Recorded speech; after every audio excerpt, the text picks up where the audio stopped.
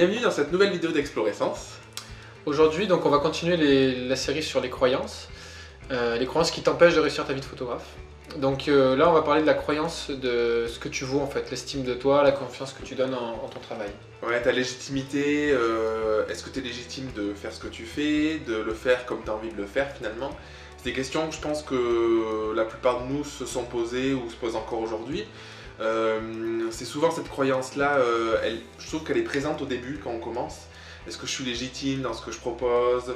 Est-ce que je suis légitime dans les tarifs que je propose? C'est les tarifs qu'il me faut pour vivre, mais je sais pas assez bien ce que je fais, tout ça. Donc du coup, on s'est dit que ce serait intéressant de faire une vidéo dédiée à ce sujet. Ouais, complètement. Moi, je me rappelle quand j'ai commencé, je passais je sais pas, 1 heure ou 2 heures par jour sur Facebook à regarder ce que faisaient les autres. Mais c'est presque, c'était presque devenu une drogue et ça se faisait presque inconsciemment. En fait, je me rendais même pas compte, mais de fil en aiguille, tu cliquais sur un groupe, tu allais voir les photos d'un mec, tu allais sur son site, tu voyais ses prix, ah putain, mais lui il est pas cher, lui il est cher. Et en fait, ça c'est hyper nocif et c'est très souvent quand on fait ça, c'est un problème d'estime de soi déjà. Et c'est très souvent une façon de rejeter la faute sur les autres. Donc, de se dire, si moi j'arrive pas à me vendre, ou si moi j'arrive pas à en vivre, ou si moi mes photos sont pas assez bien, c'est pas ma faute, c'est parce que les autres font mieux ou cassent le marché ou ce genre de choses. Mais c'est souvent dû aussi à, encore une fois, les croyances, ça vient d'où? Ça vient de l'éducation, c'est transmis parfois de génération en génération de ce qui est bien entre guillemets de faire ou pas faire. Et ça c'est vraiment le cas quoi. C'est vraiment cette confiance en soi, c'est ce problème de légitimité je trouve. C'est que souvent en fait je l'ai déjà dit dans une vidéo, c'est regarder son intérieur vis-à-vis de l'extérieur des autres. En fait on va se comparer. Et en fait, le problème de confiance ou d'estime de soi, c'est qu'on va chercher dans l'autre, ou à travers l'autre, à travers ses clients, à travers ses amis, à ce qui nous apporte de l'amour. Tout simplement parce que nous, personnellement, on n'en a pas suffisamment, ou on n'arrive pas à l'exprimer suffisamment. On n'arrive pas à se le donner, en fait. À se le donner, ouais, personnellement. Et du coup, cette croyance sur ce que tu vaux, sur ta légitimité, tout ça, elle est souvent basée sur... Il n'y a personne qui peut te donner de réponse et la seule personne qui peut dire ce que tu vaux, c'est toi en fait. Si tu penses que tu ne vaux rien, tu ne vaux rien. C'est pas plus compliqué. En fait, c'est comme on disait dans la vidéo de la semaine dernière, c'est que ta vie est vraiment le reflet de tes croyances. Et du coup, forcément, si toi-même tu n'es pas capable de te dire je m'aime, j'aime ce que je fais, je trouve que c'est chouette, ça ne veut pas dire être prétentieux en fait. C'est ça le problème aussi dans notre société, c'est qu'on a tendance à opposer les deux. Tu peux aimer ce que tu fais au moment où tu le fais et te dire demain je ferai mieux, je m'améliorerai encore. Je sais que j'ai fait de mon mieux dans tous les cas. Ce mariage-là, j'ai raté la photo de l'alliance parce qu'il y avait trop de monde, parce que voilà, j'ai pas réussi à bien me positionner. Ok, c'est ce que j'ai fait de mon mieux et demain je ferai mieux. Donc voilà, l'idée c'est de vraiment se rendre compte que si toi tu t'aimes pas, si tu donnes pas de valeur à ce que tu fais, ça peut pas marcher en fait, c'est juste pas possible. C'est mécanique, mais c'est aussi simple que ça quoi. C'est ça, et je pense que ce qui peut être intéressant, moi c'est ce que j'ai fait, qui m'a beaucoup aidé, toi aussi je pense, c'est d'arrêter de te comparer en fait. Je pense que la comparaison, après c'est lié à tout, c'est-à-dire que j'ai fait un travail personnel aussi pour moi, pour comprendre que j'avais de la valeur, que ce que je faisais, tout ça c'était important, intéressant et tout, et du coup c'est allé avec, mais je pense que plus tu te compares, et ce que tu disais, plus tu te confrontes à une réalité finalement qui n'existe pas, parce que tu te compares avec quelque chose que tu connais pas vraiment, tu sais pas comment la personne elle fait réellement, c'est-à-dire quelqu'un qui poste des photos tous les jours, t'en sais rien si c'est des photos d'inspiration, ou si tu te dis ah génial, lui un tel ou une telle, il fonctionne à mort, c'est génial, moi je suis une sous-merde, en fait t'en sais rien, peut-être que c'est que des photos qu'il a fait avec ses amis et que ça lui a rapporté zéro, enfin, et du coup cette comparaison en fait, je trouve que c'est hyper nocif, c'est un peu en fait consommer, prendre pour se rassurer un petit peu, sauf que ça rassure jamais parce que ça soulève beaucoup de questions, beaucoup de doutes qui nous renvoient à notre propre réalité. C'est ça qui est compliqué je trouve. Puis il faut bien se mettre en tête que Facebook ou les réseaux sociaux de façon générale c'est une vitrine en fait. Donc moi sur Facebook je montre que mes photos préférées. Forcément quand tu vas dessus tu dis le mec il fait que des photos de ouf. Non en fait. Non mais en fait non, je fais des photos comme tout le monde, je fais sur des mariages, je rends plein de photos, il y a plein de photos qui sont pas exceptionnelles.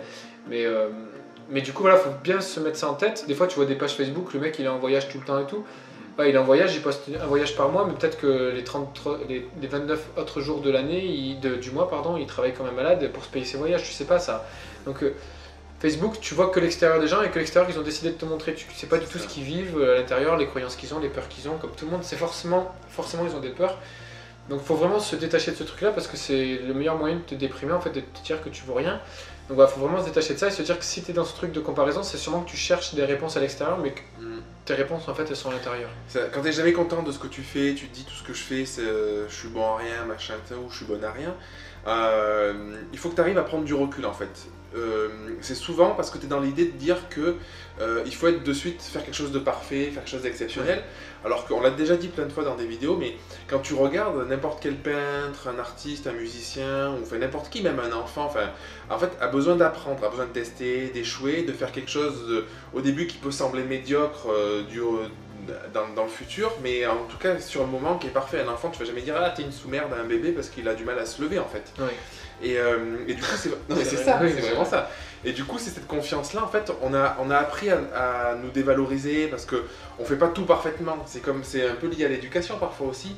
Dans l'éducation on te dit tu dois de suite savoir je sais pas bien lire, bien écrire, sinon t'es mauvais. C'est plus que lié à l'éducation, oui. C'est la base, enfin c'est la base qui est construite. Et c'est souvent dans l'éducation en fait, je pense que ça te défonce sur l'estime de toi, parce qu'en fait on te compare toujours aux autres. C'est ah ben un tel, regarde, il sait mieux lire que toi, et du coup toi, tu te dis bah je suis nul parce que je sais pas bien lire par exemple, quand t'es un enfant. Ah, regarde cette Sophie, elle est sage, elle crie pas. C'est ça, sauf qu'en fait on regarde pas à côté, c'est peut-être que toi tu sais moins bien lire, mais peut-être que tu sais faire plein d'autres milliers de trucs qui sont géniaux à côté. Oui, non, mais c'est... Et du coup il faut arriver à se détacher de ça vis-à-vis de toi déjà personnellement en fait, parce que tu peux pas demander à ce qu'on te voit différemment si toi tu te vois de la même manière, si tu te vois de cette façon un peu, j'aime pas trop le terme négatif, mais en te disant que tu as ces problèmes-là, ou voilà, et ne pas le reproduire aussi, parce que souvent en fait on est dans cette croyance de on n'est pas bien, on n'a pas d'estime, mais finalement on passe son temps à critiquer les autres, à dire à quelqu'un que ce qu'il fait c'est pas bien, tout ça. Prends du recul et repositionne-toi. Je discutais hier avec une amie qui me disait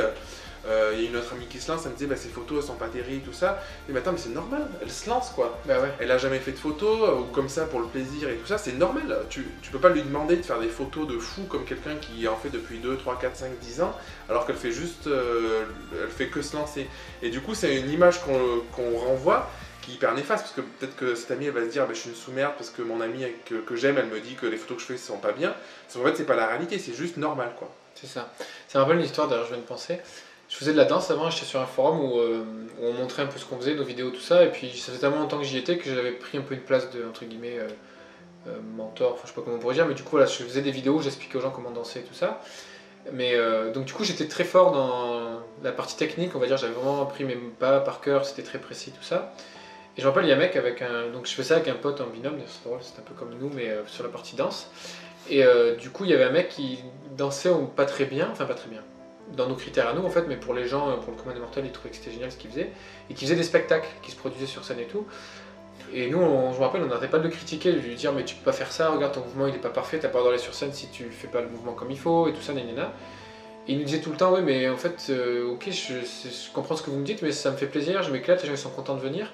Et en fait, qui on était pour juger ça en fait? C'est juste que moi ça m'a renvoyé au truc que ben moi j'en chie tous les jours, je travaille mes mouvements et tout, mais j'ose pas par contre aller sur scène, j'ai peur de ça, et j'osais pas y aller. Du coup moi ça m'a renvoyé à ce truc là, et du coup je rejetais ça sur lui. Mais en fait il y était pour rien, lui se faisait plaisir, et si les gens étaient contents de venir le voir et que lui s'amusait, en quoi j'avais le droit de lui dire qu'il avait pas le droit de le faire en fait? C'était juste, ça parlait de moi qui me donnait pas le droit de faire ce truc là. Et du coup bah, c'est exactement pareil sur la... Là c'était vraiment une question d'estime de moi, et il fallait que tout soit tout le temps parfait, et c'était là, en fait je me servais de cette excuse de il faut que ce soit parfait pour rien faire finalement. Tant que c'est pas suffisamment parfait, je fais pas. Ça c'est un truc de fou hein. Ouais mais ça c'est quand, souvent les gens m'entendent dire bah moi je suis perfectionniste, ouais t'es perfectionniste, en fait ça c'est la meilleure excuse pour rien faire en fait. Mais je sais, j'ai fait ça pendant des années. Donc, moi aussi j'ai été pareil, je le suis encore quelques fois hein.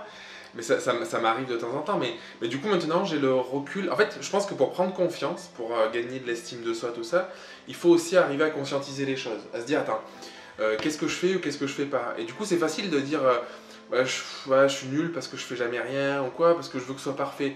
Mais pose-toi la question, attends, je veux que ce soit parfait, mais du coup en voulant que ce soit parfait, je fais rien. Donc finalement ne rien faire c'est pire que de faire un truc qui est parfait, c'est complètement imparfait puisque ça n'existe pas.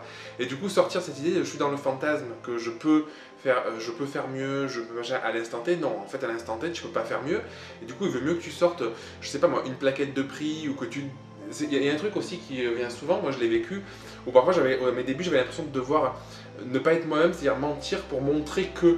Alors qu'en fait je pense qu'il vaut mieux être hyper honnête, hyper sincère et dire ben ça je sais le faire, ça je sais pas le faire, mais si ça vous tient à cœur j'essaierai de le faire. Et du coup tu vas gagner automatiquement de la confiance en toi parce que tu vas être aligné. Parce que souvent, le manque de confiance, ça vient où on a une image faussée, on est dans un fantasme, et du coup, on va donner une fausse image et on va essayer de respecter cette fausse image. Et du coup, on est jamais aligné, on est tout le temps hyper écarté de qui on est vraiment, de ce qu'on est vraiment, et du coup, ça nous renvoie à cette image intérieurement qu'on fait pas ce qu'il faut ou pas comme il faut, et du coup, ça nous rabaisse, quoi. C'est ça. Je sais pas si je suis clair. Oui, oui, c'est très clair.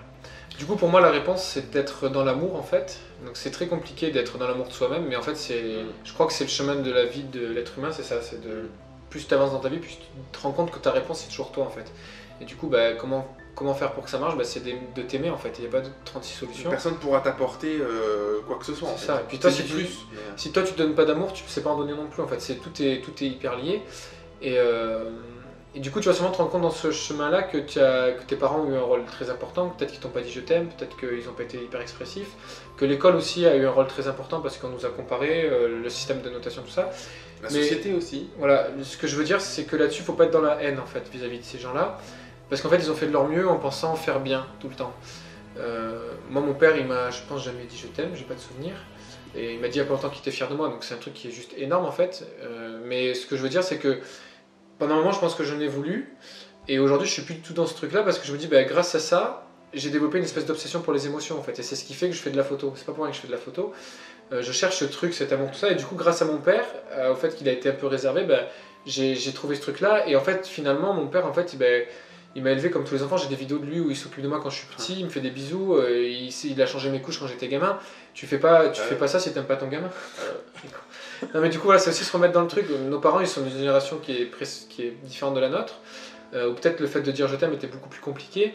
Ils ont juste fait de leur mieux en fait, en pensant bien faire et en pensant nous donner les meilleures cartes possibles pour nous. Et donc faut pas leur en vouloir pour autant, et peut-être que grâce à eux, on a développé des trucs aussi qui nous permettent aujourd'hui d'être qui on est. C'est exactement ça. En fait, souvent, on se rend compte, on n'a pas confiance sur plein de trucs, mais si on creuse, si on prend conscience un peu de qui on est, on se rend compte que tous ces éléments-là, parce qu'en fait on se compare, et du coup on compare, on se dit j'ai pas confiance toujours par rapport à quelque chose d'autre en fait.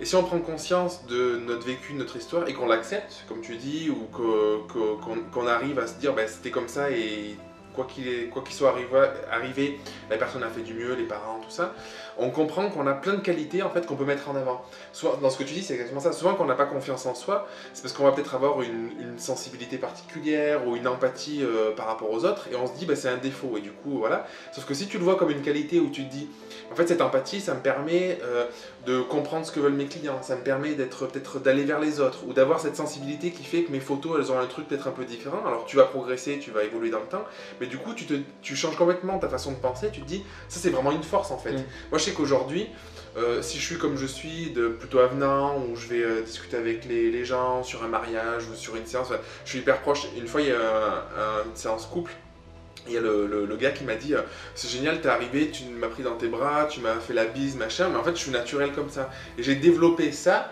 parce que j'ai eu l'éducation que j'ai eue, parce que j'ai vécu dans le milieu où j'ai vécu. Et du coup, avant, je me disais, est-ce que c'est bien, est-ce que c'est pas bien, j'osais pas le faire et tout ça. Aujourd'hui, je me pose plus la question, et ça crée de la confiance, et c'est quelque chose qui me permet d'avancer, parce que je me dis, je suis comme ça, mais c'est une force d'être comme ça, quoi. Et du coup, c'est génial de retourner la situation, et de voir tes faiblesses comme des forces, parce que c'est ce qui te caractérise, et comment tu les utilises pour avancer, pour apporter du bonheur, tu disais de l'amour, pour apporter cet amour à toi et aux autres autour de toi, quoi. Mais ce que tu dis, c'est de l'amour, en fait. Non mais c'est vrai, c'est transformer un truc que tu penses négatif en quelque chose de bien, donc c'est ça, c'est le rôle de l'amour. Oui, en fait, quand je parlais de fantasme tout à l'heure, c'est que de toute façon, t'es comme t'es. Du coup, il faut que t'arrêtes de te dire que tu pourrais être différent ou de culpabiliser, parce que t'es comme ça, et en fait, c'est parfait. On est tous uniques. Non mais c'est vrai. Oui, non, mais ça me fait rire parce que c'est le jour où tu te dis bah, j'accepte d'être comme je suis que tu commences à évoluer en fait. Oui, c'est ça. Tant que tu te dis bah, je suis comme ça et c'est pas ma faute, c'est la faute des autres, c'est la faute du monde, c'est la faute de l'éducation, c'est la faute de mes parents, bah, tu restes sur c'est la faute d'eux. Donc tant que eux ne changent pas, tu changes pas, mais comme eux ne changeront jamais, et comme il y a des trucs c'est dans le passé, ça changera jamais, bah, rien ne changera en fait. Et le jour où tu dis bah ok, bah c'est moi en fait, bah, je vais commencer à m'aimer, à aimer ce que je fais, à aimer la personne que je suis. Petit à petit, hein, faut pas être dans un... Même on a encore tout à faire en fait. Oui, oui. Et c'est quand tu commences à faire ça que les choses elles changent en fait. C'est encore de la vidéo lourde. On espère que ça te passionne autant que nous. Ça te parle et tout. Nous, c'est vrai qu'on est passionnés là, je crois. Ouais, mais de toute façon, dès que c'est psychologique, ça nous parle. En fait, c'est juste la vie, quoi. C'est ça. En fait, on s'est rendu compte aussi, je pense qu'on peut le dire là, c'est intéressant, qu'on a beaucoup progressé en photo, en fait, à partir du moment où on a progressé personnellement, intérieurement. Et je pense que c'est hyper lié, en fait. Et du coup, plus tu progresseras sur ta vie, sur ta relation aux autres, sur toi, sur ton estime de toi, et mieux, plus tu vas t'améliorer en photo, parce que plus tu vas comprendre ce que tu veux faire, comment tu veux le faire, parce que tu seras vraiment... Et c'est histoire d'être aligné, quoi, vraiment. Ah ouais, en fait, si tu te poses pas de questions sur qui t'es toi et qu'est-ce que tu veux, tu peux pas l'extérioriser, et du coup l'exprimer et être aligné avec les autres vis-à-vis de ça, quoi. En fait, c'est drôle parce que tu vas te rendre compte que ta vie, elle s'aligne sur tous les plans, en fait, plus ou moins vite, mais tu vois bien que tout ça s'aligne, en fait. Je dis ça, par exemple, moi avant, quand j'étais dans mon ancien boulot, du coup ça me plaisait pas, donc je rentrais à la maison, j'étais toujours en colère, donc dans la relation avec ma femme, bah, c'était pas forcément bien parce qu'on s'engueulait souvent. Je faisais du vélo, mais c'était dur parce que voilà, je traînais toute ma fatigue de mes journées où je faisais des trucs que j'aimais pas. Je mangeais mal parce que j'avais pas le temps. Et aujourd'hui, je fais du vélo, à chaque fois c'est un plaisir parce que je suis dehors et puis j'en fais de mieux en mieux, de plus en plus vite et de plus en plus facilement. En ce moment, je suis en train de m'intéresser de plus en plus à la nourriture beaucoup plus saine, donc manger beaucoup plus de légumes, alors que j'ai jamais aimé ça, mais du coup, je commence à trouver des recettes qui me plaisent. En fait, tout s'aligne en fait en même temps et bah, c'est parce que je me donne de plus en plus de valeur et ça c'est important et c'est pas pour autant que je suis quelqu'un de prétentieux en fait, ça n'a pas de rapport. C'est génial ce que tu dis parce qu'en fait, je viens de me rendre compte d'un truc, c'est que... C'est toujours génial ce que je dis. Ouais, pas toujours, mais bon. On devrait mettre des nœuds papes. Non, en fait, là j'ai le mois le plus chargé depuis que je suis photographe, je crois. Là j'ai 3 mariages à traiter, j'ai un mariage qui arrive, j'ai du corpo, j'ai un nombre de photos à traiter inimaginable. Mais en fait, je suis pas vraiment stressé. Je me suis étonné parce que je me dis il faut que je le fasse, mais en fait j'ai cette confiance. Je pense que comme j'ai réussi à avoir confiance en moi, je me dis ce sera fait. Et du coup, c'est hyper important d'avoir confiance parce que ça t'enlève en fait ce que tu disais quand tu rentrais du boulot. Bien sûr, j'ai quand même, je me dis il faut que je le fasse, donc j'y pense plus qu'à l'habitude parce que forcément j'ai tout ça à faire, mais j'ai pas un gros poids comme je pouvais avoir dans le passé où je me dis c'est insurmontable et tout parce que je suis dans un état d'esprit où je me dis allez je vais le faire, j'y crois et rien que d'être dans ce truc là, d'avoir confiance en mes capacités à le faire, ben, je sais que je vais y arriver et du coup ça m'enlève un poids et du coup je m'organise mieux. Là on tourne des vidéos, bah, du coup quand je rentre le soir bah, j'arrive à bosser ou je m'éparpille moins, et du coup c'est vraiment génial quoi. Et tout ça c'est lié au fait que j'ai plus confiance en moi parce que je me dis que je suis capable de faire les choses et petit à petit à force de me le dire, de me le répéter, bah, du coup ça rentre et du coup j'y arrive réellement quoi. Complètement. Super. Il y a une dernière petite croyance, j'essaie de faire vite sinon ça va finir. Je dis plus rien. On se l'était noté du coup, c'est la croyance qu'il faut respecter les règles des mentors entre guillemets. Ah oui. Ça c'est pareil, c'est un truc qu'on a très souvent dans nos workshops, on fait un moment où on revoit les photos d'un peu de tout le monde, on prend les meilleures photos puis on regarde. Et souvent on entend des ouais mais là il y a quelqu'un qui m'a dit t'as cramé le fond, ou il y a un photographe avec qui je fais une formation qui me dit ouais mais là t'as coupé une main, là t'as fait ci, t'as fait ça. C'est bien ça d'avoir des règles et tout ça, mais faut pas pareil que ça te serve d'excuse pour dire bah ce que je fais c'est pas suffisamment légitime. En fait.